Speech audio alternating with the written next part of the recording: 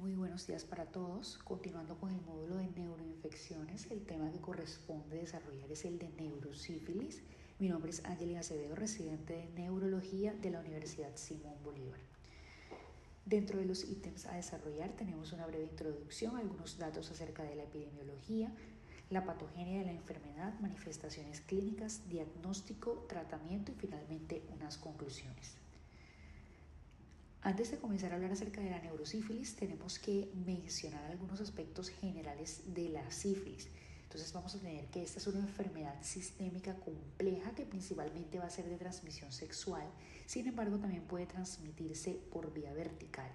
Esta va a ser producida por una espiroqueta denominada Treponema pallidum, la cual posee una elevada capacidad de invasión y hasta el momento no es posible cultivar. Esta enfermedad ocupa un puesto destacado en la historia de la medicina occidental debido a su prevalencia antes de la aparición de la penicilina, también debido a los muchos personajes históricos de los cuales se dice padecieron la enfermedad y a sus variadas manifestaciones clínicas, por lo que ha sido denominada o ha recibido el apodo de la gran imitadora o la gran impostora. Entonces, la neurosífilis la podemos definir como una presentación clínica de la sífilis que puede ocurrir en estadios tempranos o tardíos de la infección y que comprometa el sistema nervioso central, como su nombre lo indica. Aunque no se sabe con certeza cuándo surgió la sífilis, se cree que fue durante el siglo XV en Europa. Algunos investigadores sugieren que la enfermedad pudo haber sido importada desde el Nuevo Mundo tras el encuentro de Europa con las Américas durante el periodo de exploraciones. Se dice que durante los siglos XVI y XVII la sífilis se extendió por toda Europa y fue motivo de numerosas epidemias. En esa época la enfermedad se manifestaba con síntomas devastadores y en ocasiones mortales ya en su etapa final si esta no era tratada de forma adecuada. En 1905, posteriormente, el científico alemán Fritz y su asistente Hoffmann identificaron y describieron por primera vez a la bacteria Treponema pallidum como el agente causal de la sífilis. Este hallazgo fue fundamental para entender la naturaleza infecciosa de la enfermedad y desarrollar métodos de diagnóstico y tratamiento más efectivos. Luego, antes del descubrimiento de los antibióticos en el siglo XX, los tratamientos para la sífilis eran variados y en ocasiones poco efectivos. Se empleaban métodos como por ejemplo el uso de mercurio, que aunque tenía efectos secundarios severos, era uno de los tratamientos más utilizados hasta principios del siglo XX.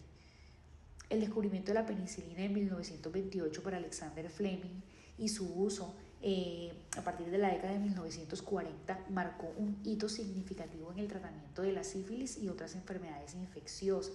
La penicilina sigue siendo el tratamiento estándar para la sífilis en la actualidad. Ya luego, a lo largo del siglo XX y XXI, los esfuerzos en salud pública han contribuido a controlar la propagación de la sífilis mediante programas de educación, pruebas de detección y tratamiento temprano.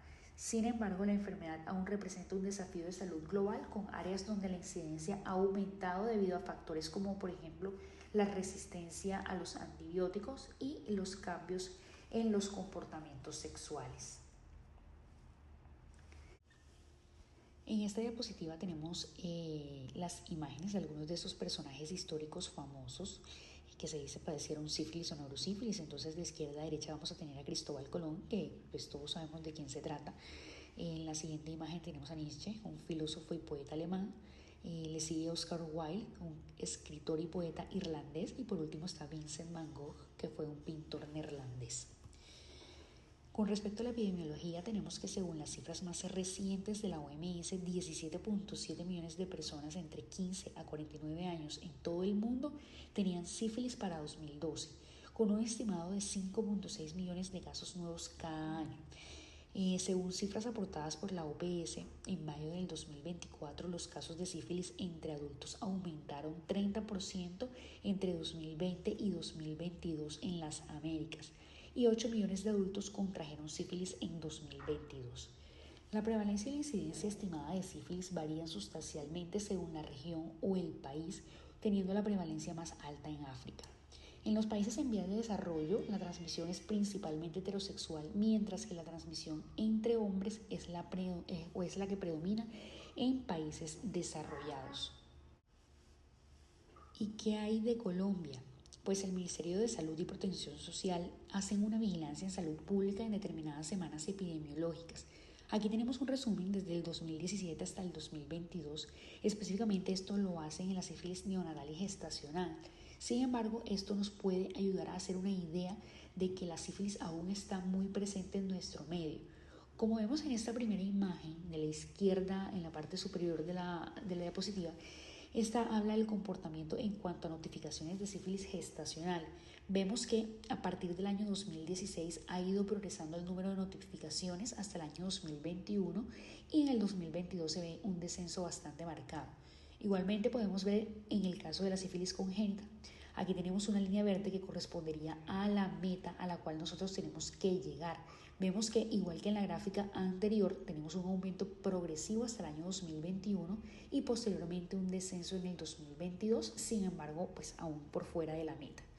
En la tercera imagen, ubicada en la parte inferior, vemos a la tasa de incidencia por cada 1000 nacidos vivos y mortinatos que se diagnostican con sífilis neonatal. Aquí lo representan en cada uno de los departamentos. De nuestro país tenemos igualmente la línea verde que correspondería a la meta a la cual debemos llegar. Particularmente en nuestra región, en Barranquilla, vemos que sus estadísticas están todavía muy fuera de la meta, por lo que debemos siempre reconocerla como una enfermedad presente en nuestra población y de la cual hay que sospechar, siempre y cuando pues tengamos el contexto clínico y paraclínico apropiado. En un estudio sobre la epidemiología de la sífilis venérea en Colombia, el 10% de los profesionales del sexo en Bogotá presentaban pruebas serológicas y clínicas de enfermedad. Por otra parte, en otros estudios, la tasa de seroprevalencia en varones y mujeres sexualmente activos de entre 18 y 24 años se aproximaba al 6%. Con respecto a la agente causal, que como dijimos anteriormente es el Treponema pallidum, esta pues va a ser una espiroqueta de la subespecie pallidum, que como todas las espiroquetas va a constar de un cilindro protoplasmático y una membrana citoplasmática limitada por un sáculo de peptidoglucano delgado y una membrana externa. Adicionalmente va a contar con un motor flagelar hacia su parte terminal que va a ser importante para su movilidad, como lo vamos a explicar posteriormente. Existen varios mecanismos por medio de los cuales el treponema puede evadir la respuesta inmunitaria del huésped. Uno de ellos es que la membrana superficial es relativamente pobre en antígenos, lo que quiere decir que difícilmente va a ser reconocido por el sistema inmunológico del paciente. Y aparte de esto, en el transcurso de la enfermedad, en esa membrana van a ir apareciendo proteínas superficiales con variantes antigénicas, es decir, cada una de ellas será diferente a la anterior, lo que va a dificultar aún más el proceso de identificación o reconocimiento por parte del sistema inmunológico. Adicionalmente, la bacteria se va a replicar lentamente, tolera mal la desecación, las temperaturas elevadas y las altas tensiones de oxígeno.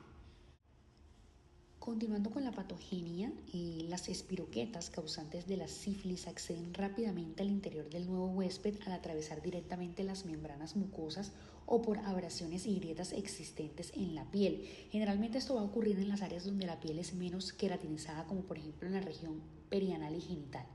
Una vez estas espiroquetas atraviesan las mucosas, pueden adherirse a las células epiteliales y esto lo van a hacer por medio de unas glicoproteínas que se encuentran en su membrana externa, que van a ser la fibronectina y la laminina.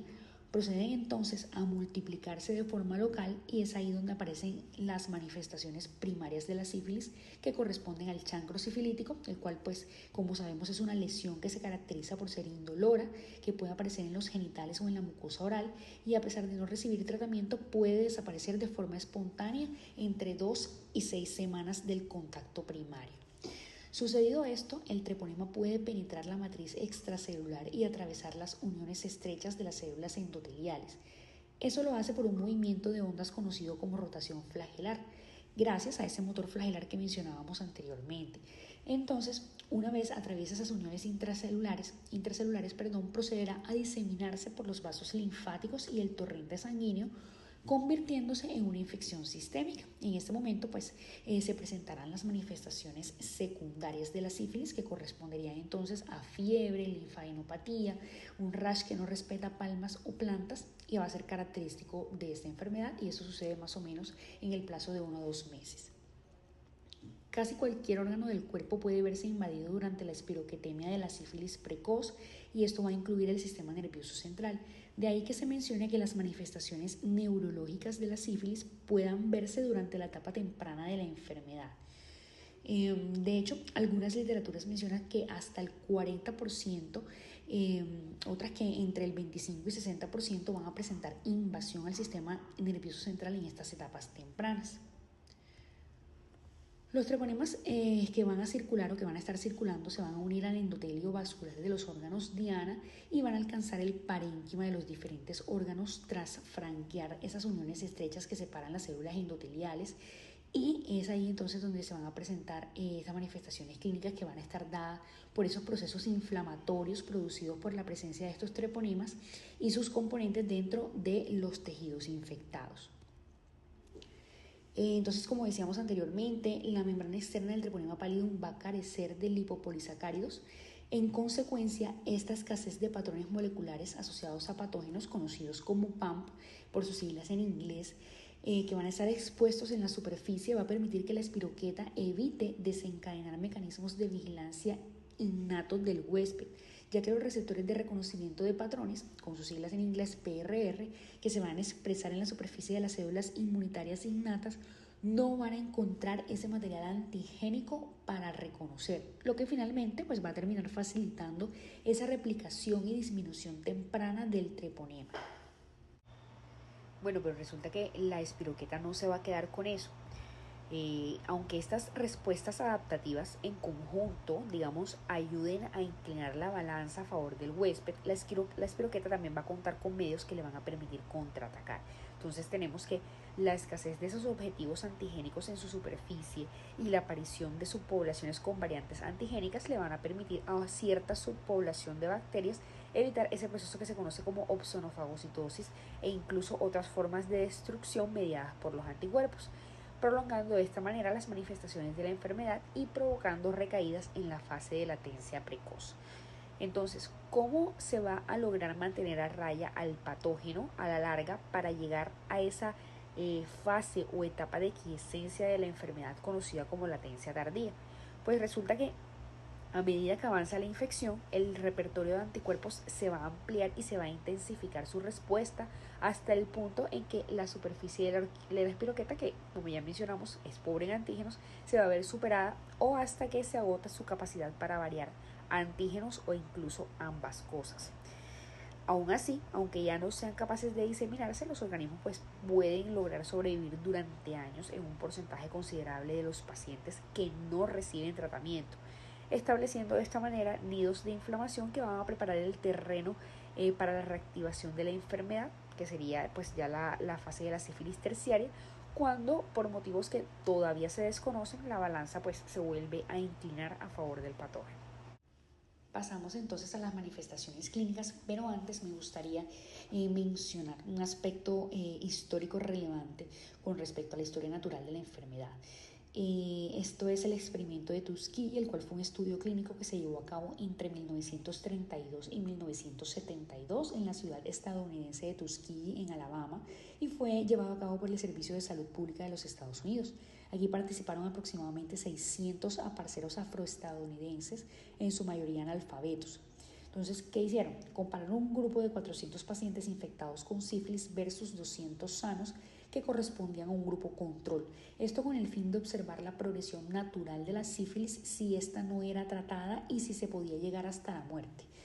Cabe aclarar que a estos pacientes no se les informó en ningún momento acerca de la naturaleza de la enfermedad, solo se les dijo que tenían la sangre mala y fueron privados del tratamiento antibiótico. Más tarde demostrarían que la esperanza de vida de la persona infectada se reducía en un 20%. A partir de esto se publicaron 3 artículos en revistas médicas, hasta que más tarde un periodista hizo un reportaje en The New York Times acerca de este estudio y fue en este momento en el cual se desató una polémica acerca de la ética de la experimentación en humanos y se vieron obligados por la controversia a finalizar el estudio.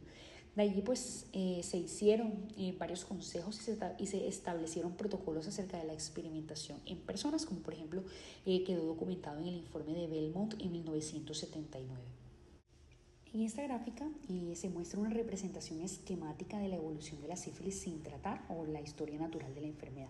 Entonces tenemos una infección, una exposición inicial y tenemos que aproximadamente hacia la segunda y sexta semana después de esa infección se va a desarrollar la denominada sífilis primaria con sus manifestaciones típicas como la aparición del chancro sifilítico y la linfadenopatía regional.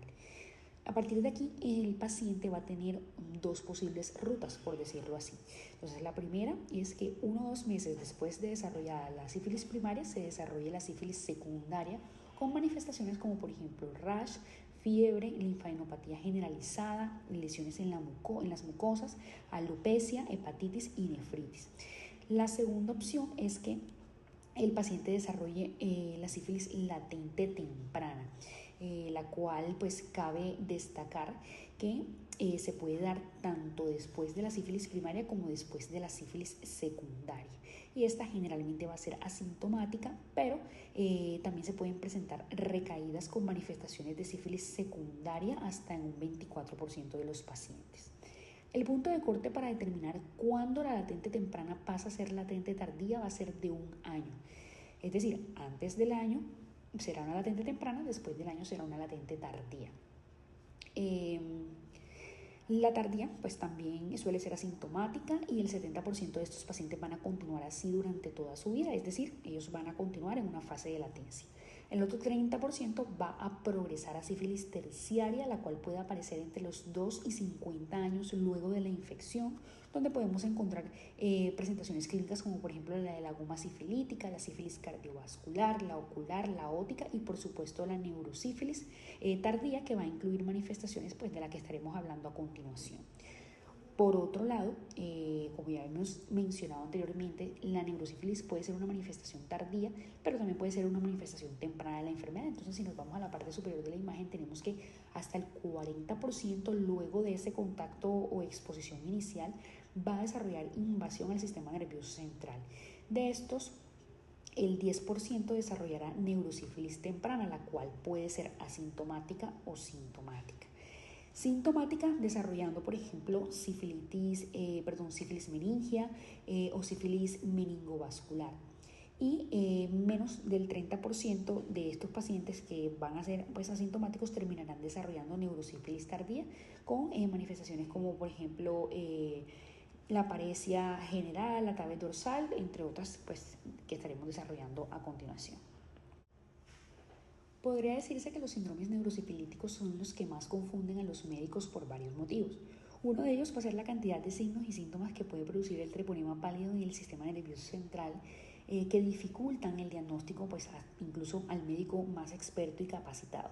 Otro motivo va a ser la naturaleza que es impredecible de la enfermedad.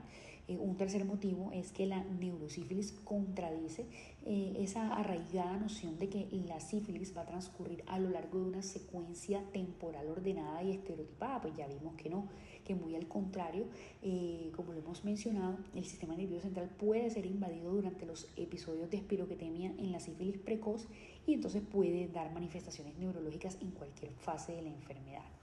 Entonces, como ya lo vimos, la neurosífilis puede presentarse de forma temprana, antes de los 2 años, o tardía después de esos 2 años de la infección inicial.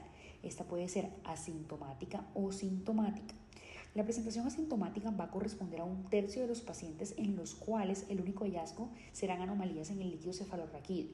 Entonces, en la sífilis primaria, el 40% tendrán estas anomalías.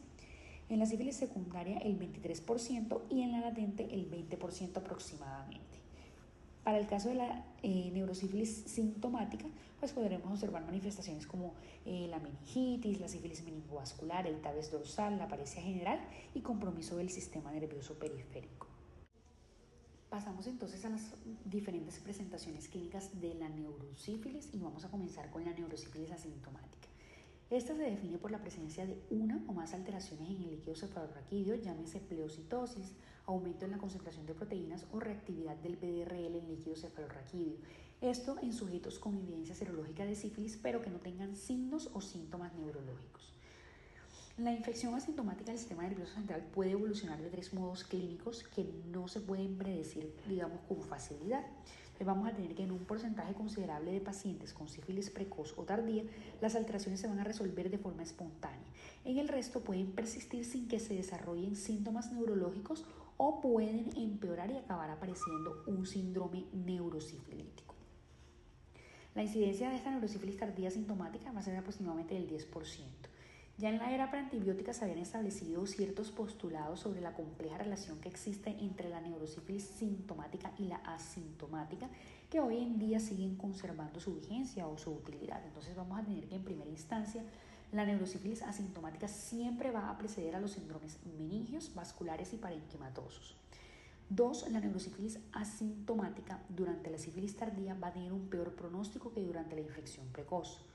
3. La probabilidad de que la neurosífilis asintomática progrese asintomática va a aumentar en una proporción aproximada al grado de alteraciones que se encuentran en el líquido cefalorraquídeo al momento del estudio. Y por último, si el líquido cefalorraquídeo se mantiene normal durante los 2 primeros años de la infección o si estaba alterado pero se vuelve normal, no se va a desarrollar neurosífilis sintomática. Pasamos entonces a la meningitis sifilítica. Esta puede aparecer como manifestación precoz o tardía de la enfermedad, aunque suele ser más común dentro de los 2 primeros años.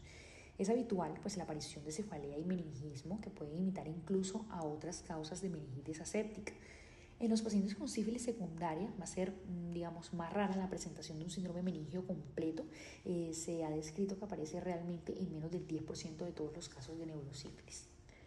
Además de los signos y síntomas que indican o que van a indicar un aumento de la presión intracraneal, como por ejemplo náuseas, vómitos, cefalea, que aparecen casi en todos los casos, algunos autores distinguieron 3 variantes del síndrome. Entonces vamos a tener en primer lugar a una hidrocefalia aguda, sin signos de focalidad y sin relación con un aumento en la presión intracraneal.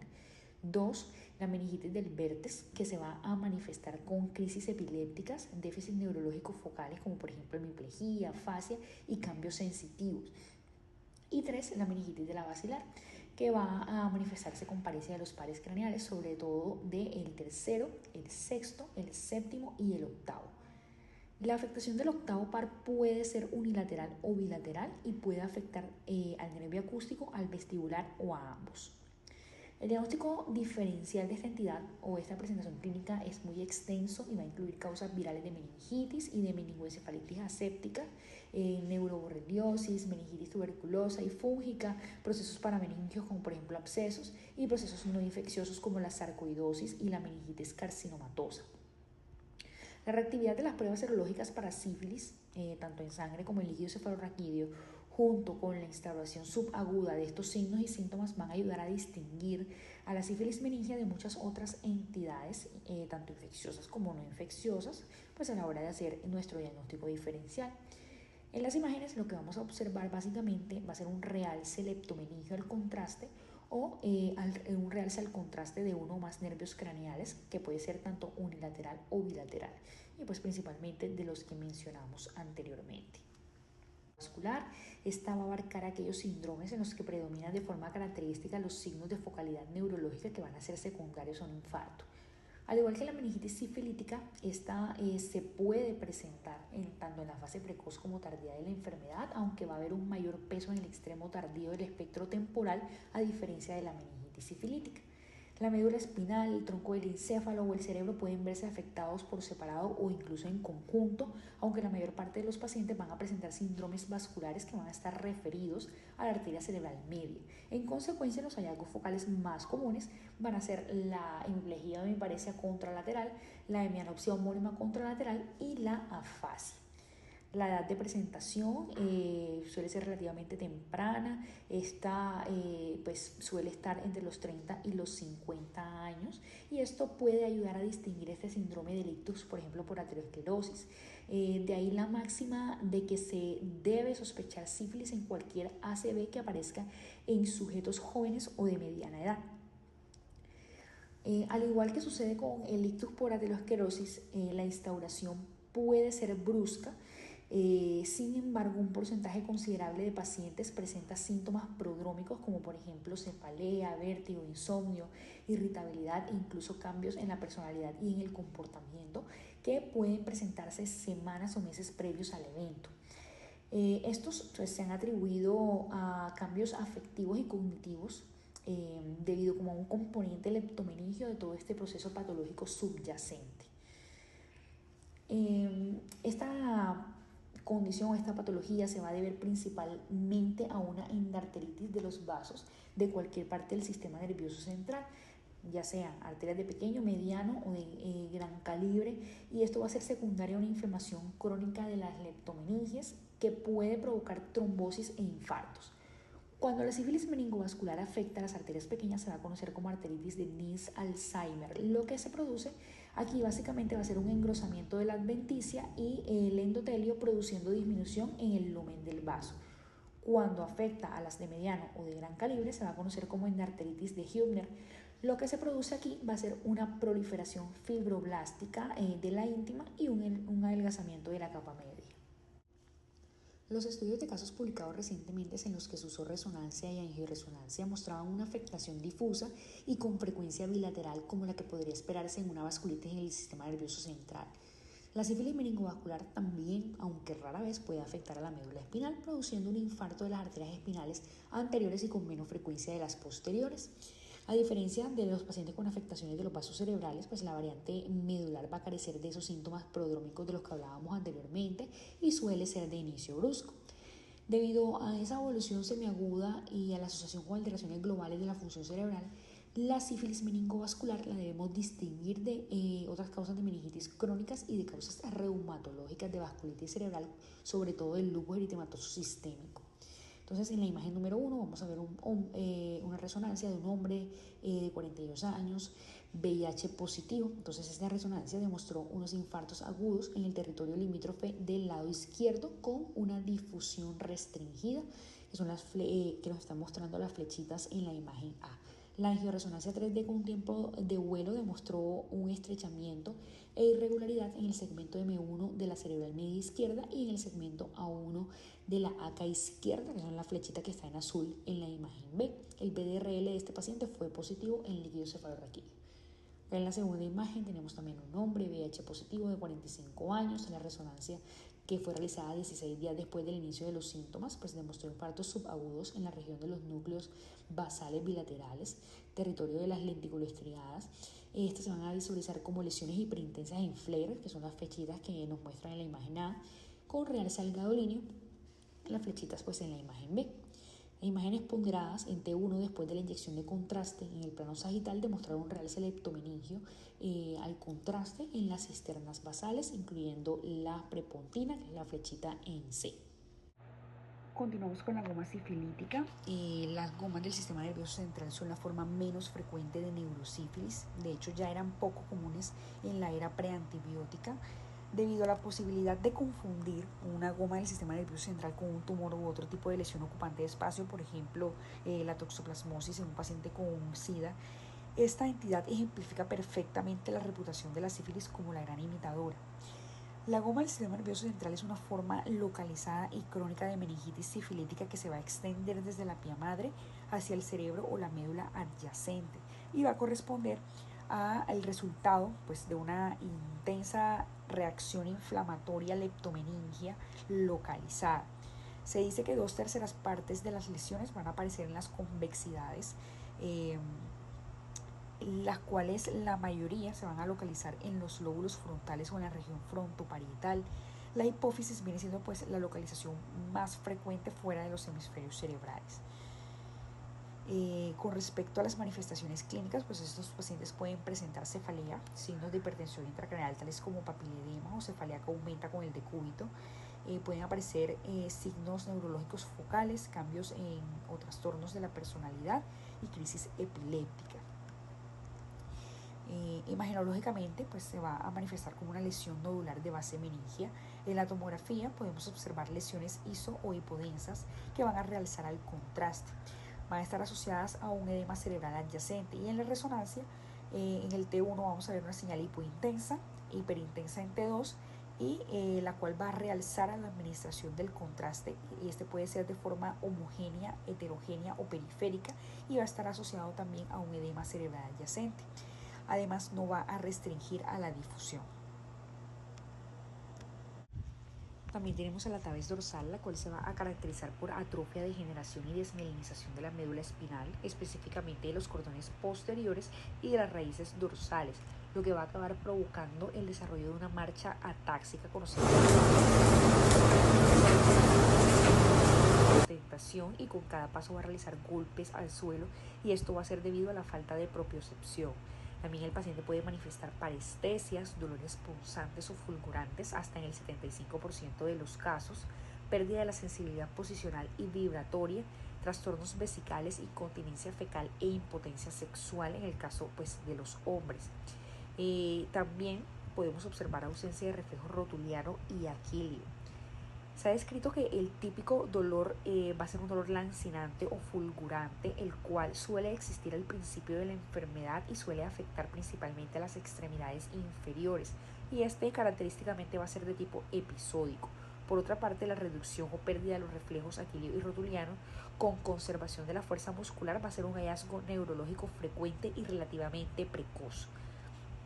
La ataxia se consideró un síntoma cardinal de la tabes hasta el punto que se llegó a denominar como ataxia locomotora progresiva, y entre el 50 y el 80% de los pacientes van a mostrar un signo de Romberg positivo.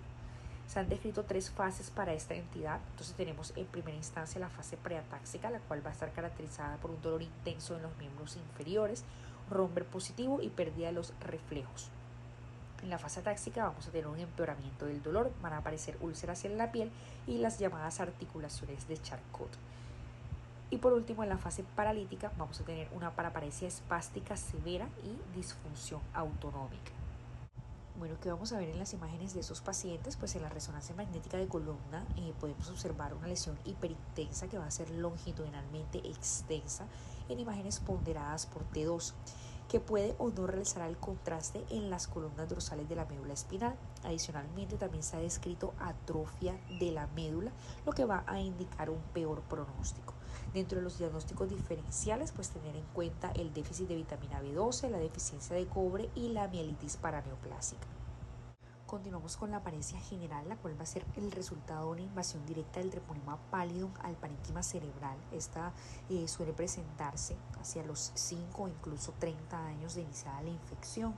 El cuadro clínico típico pues va a ser un conjunto de trastornos neuropsiquiátricos que se caracterizan por tener una instauración lenta o incluso insidiosa, junto con un deterioro progresivo de la función cognitiva. No obstante, la presentación también puede ser brusca según casos o reportes de casos descritos.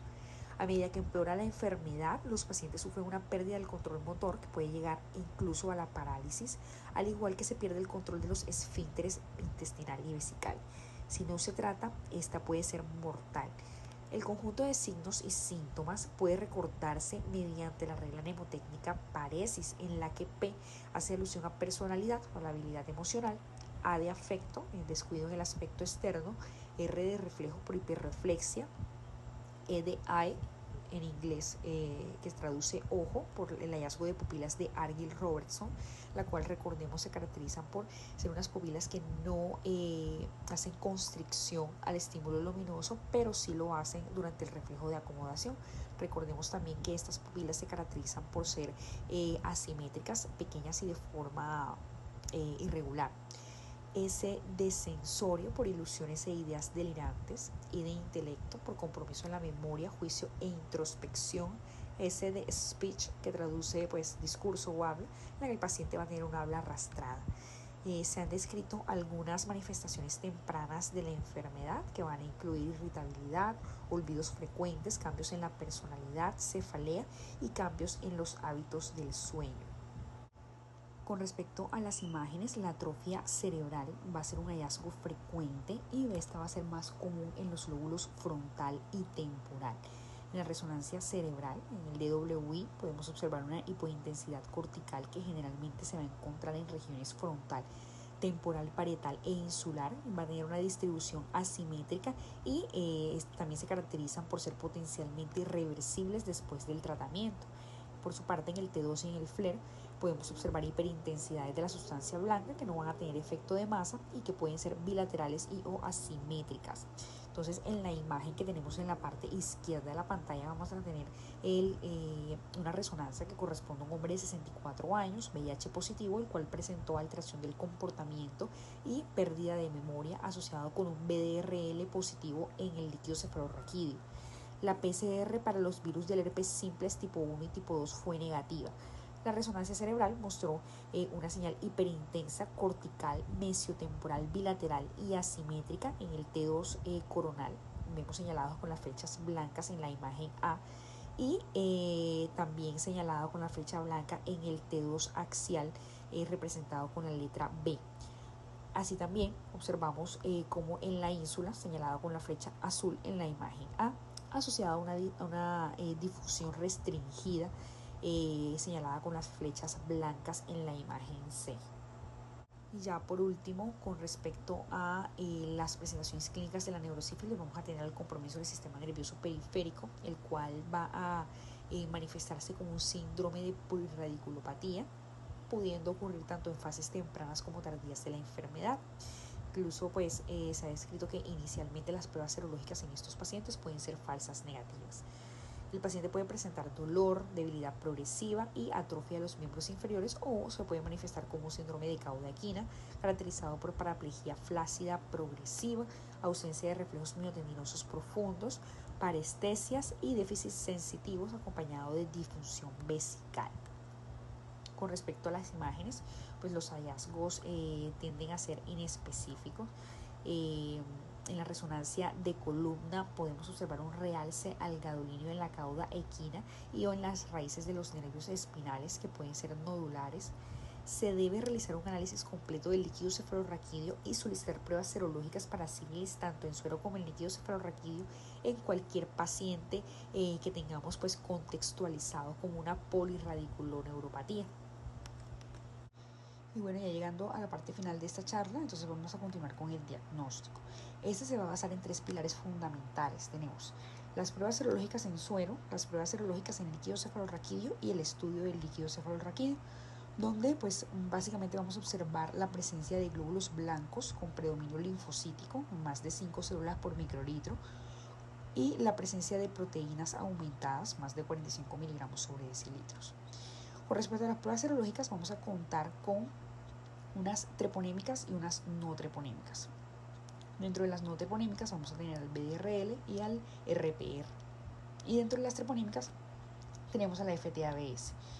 Entonces, las no treponémicas van a detectar el IgG y el IgM contra un antígeno sintético de cardiolipina, colesterol y lecitina. Estas van a ser reactivas en casi todos los casos de neurosífilis durante y después de sífilis secundaria y van a disminuir después de un tratamiento exitoso o después de una infección no tratada.